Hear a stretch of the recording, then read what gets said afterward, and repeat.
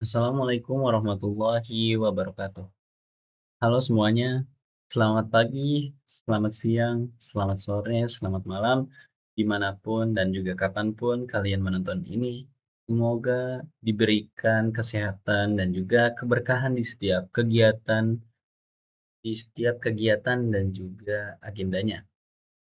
Ya, pada video kali ini seperti yang sudah tertera pada judul, di sini saya akan membahas tentang DeFi atau DeFi platform. Jadi buat kalian nih yang penasaran dengan DeFi atau DeFi, bisa kalian tonton video ini sampai akhir ya.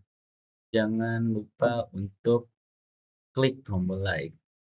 Nah, untuk DeFi ini pernah gak sih kalian dengar istilah DeFi? Ya, pernah? Gak pernah? Oke, katanya ini tuh adalah masa depan dari dunia keuangan yang nggak butuh bank. Nggak perlu pihak ketiga, dan juga semua bisa dilakukan dari HP. Nah, tapi sebenarnya apa sih sebenarnya DeFi itu?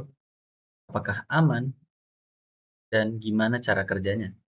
Nah, pada video ini kita bakal bahas tuntas dengan cara yang santai dan juga gampang dipahami pastinya. Jadi siapin terus kopi dan juga kesantaian kalian untuk tetap fokus pada video ini. Mari kita mulai. Oke, pertama-tama dan juga yang utama, kita pasti bahas inti dari DeFi itu sendiri. Apa sih DeFi?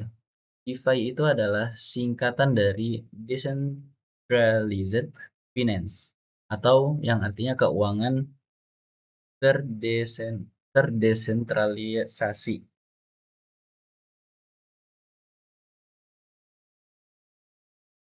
Nah, kalau sistem keuangan tradisional seperti bank, semuanya itu diatur oleh lembaga, mulai dari penyimpanan uang, transfer, sampai ke peminjaman dari bank itu. Nah, pada DeFi, semua itu diatur oleh kode program di blockchain, bukan oleh lembaga ataupun orang tertentu di luar dari jangkauan kita. Jadi, kita bisa nyimpen, minjam, ataupun menukar dan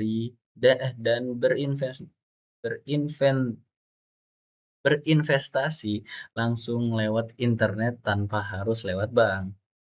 Bayangin deh, kalau kayak punya bank pribadi yang bisa kamu atur sendiri. Nih, misal kayak kamu punya bank pribadi yang emang benar-benar bank privat untuk kamu dan juga kamu bisa atur sendiri, tapi berbasis teknologi blockchain. Nah, seperti itu gambarannya. Jadi gini, DeFi berjalan di atas blockchain, biasanya pakai Ethereum atau jaringan sejenisnya. Ethereum. Di dalamnya ada yang namanya smart contract, yaitu kode otomatis yang menjalankan aturan tanpa campur tangan dari manusia. Contohnya, kamu mau pinjam uang dari platform DeFi. Kamu tinggal masukin aset kripto sebagai jaminan dan sistem langsung kasih. Nah, dari sistem nanti akan langsung kasih pinjaman ke e-wallet kamu. Semua itu berjalan secara otomatis tanpa ada lembaga ataupun orang yang mengontrol di belakangnya. Nggak ada petugas bank, nggak ada formulir yang perlu diisi, nggak nunggu antrian seperti di bank, nggak nunggu approval dari di lembaga. Semua benar-benar clear, berjalan secara otomatis.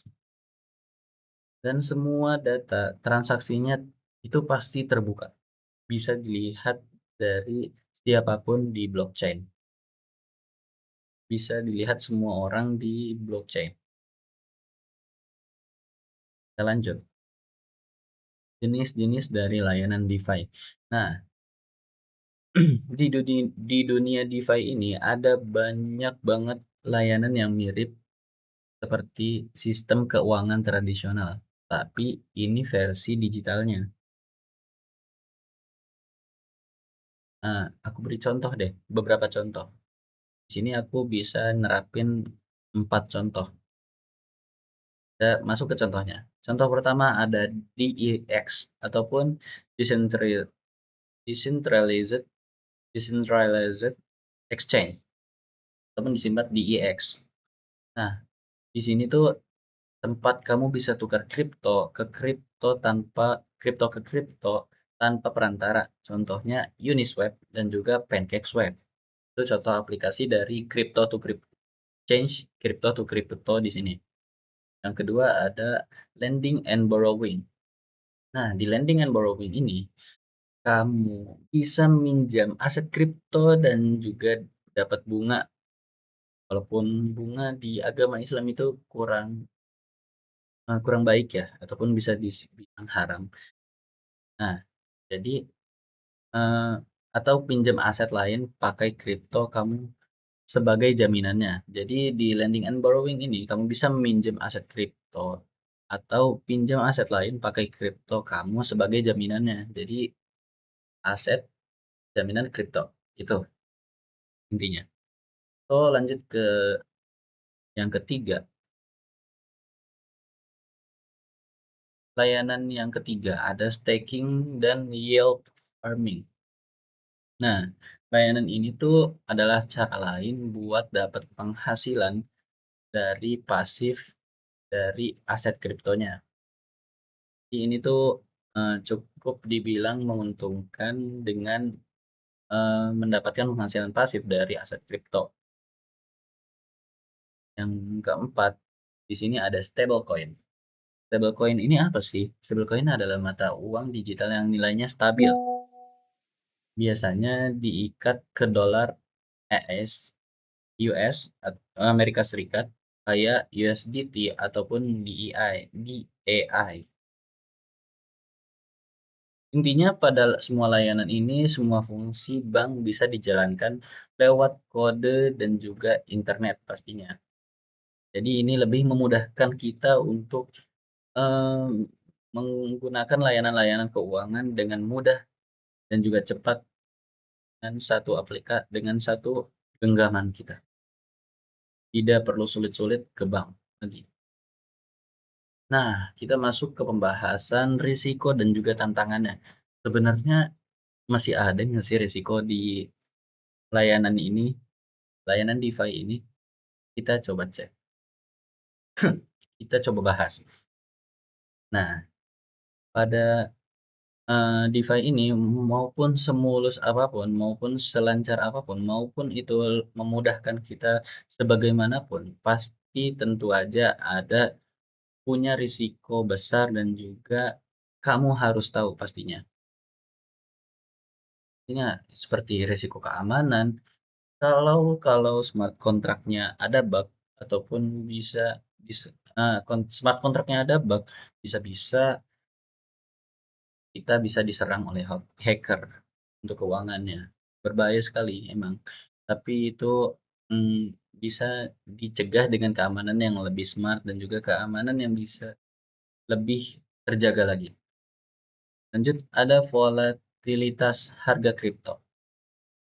Nah, untuk keuangan ini tuh di dunia kripto, harga asetnya tuh bisa nur, nurun drastis dan juga naik drastis. Jadi kalian tuh bisa untuk menggunakan ini tuh bisa siap-siap mental terlebih dahulu untuk melihat hal-hal yang tidak terduga. Nah, untuk saat ini tidak ada perlindungan dari hukum ya. Seperti kalau uang hilang, nggak ada lembaga yang bisa ngebantu sama sekali untuk keuangan DeFi saat ini.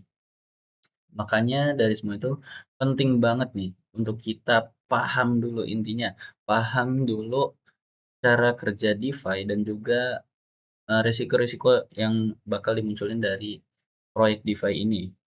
Jangan cuma karena kepingin cuan ataupun keingin untung ataupun keingin mendapat uang lebih, terus kalian terjun tanpa, mengetahui resiko-resiko dan juga fitur-fiturnya terlebih dahulu.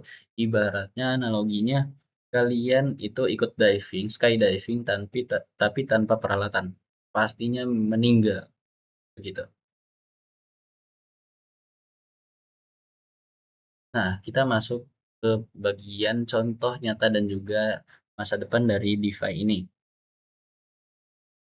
Sekarang, bahkan beberapa bank digital dan juga fintech mulai mengadopsi sistem mirip DeFi ini seperti Cbank, Dana, GoPay, dan juga lain-lainnya. Ya, meskipun masih tersentralisasi, bayangin kalau nanti semua layanan itu pindah ke blockchain. Pikirin deh. Layanan semua semua layanan itu masuk ke DeFi. Transaksi pasti lebih cepat, biaya lebih murah, dan juga pastinya transparan dengan menggunakan kita pemantauan di blockchain. Mungkin aja 5 sampai 10 tahun lagi, kita bisa punya rekening dan juga investasi yang sepenuhnya dari DeFi. Kita harapkan yang positifnya aja ke depannya. Oh itu perkembangan di DeFi ataupun perkembangan di layanan transfer digital yang lainnya. Intinya kita menggunakan yang lebih positif dan memudahkan untuk kita.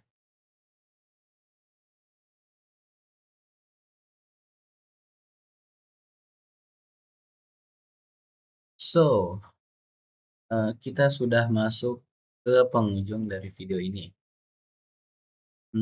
Dari semua pembahasan tadi, fitur-fitur dan juga risiko tantangan dan juga lainnya, di sini kesimpulannya adalah DeFi bukan cuma soal tren, bukan cuma soal untung, bukan cuma soal cuan mencuani, tapi revolusi di dunia keuangan. Itu mempermudah kita, memberikan kita kemudahan dari segi finansial, itu kripto yang murah dan juga lainnya. Tapi seperti teknologi baru lainnya, di sini tuh pasti ada aja yang namanya peluang dan juga resikonya. Di mana ada peluang, di situ pasti ada risiko.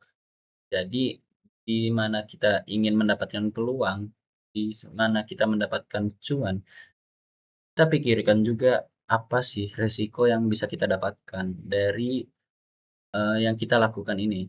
Jadi, learning by doing atau bukan learning by doing, maaf. Pikirkan sebelum melakukan. Ya, so kalau kamu tertarik dengan DeFi ini, bisa mulai belajar aja. Pelan-pelan, jangan terlalu terburu-buru, jangan terlalu keingin cuan ataupun keingin untung, jadi kalian langsung terjun tanpa persiapan. Kalian bisa belajar ini di YouTube, banyak sekali video-video pembelajaran tentang DeFi ini, dan juga kalian bisa mendalami terlebih dahulu sebelum mempraktekkan. Siapa tahu, kamu jadi bagian dari masa depan finansial digital ini. Kalian bisa membantu perkembangan DeFi ini ataupun menggunakan DeFi ini dengan sewajarnya dan juga menguntungkan kalian pastinya. So, ini kata-kata terakhir dari saya. Mungkin lebihnya mungkin jika ada kekurangan, tolong maafkan. Mungkin bisa kalian koreksi di kolom komentar. So, jika kamu suka dengan video ini, bisa kalian like dan juga jika tidak suka mungkin kamu bisa tinggalkan saja dan juga tulis pendapatmu tentang DeFi di kolom komentar.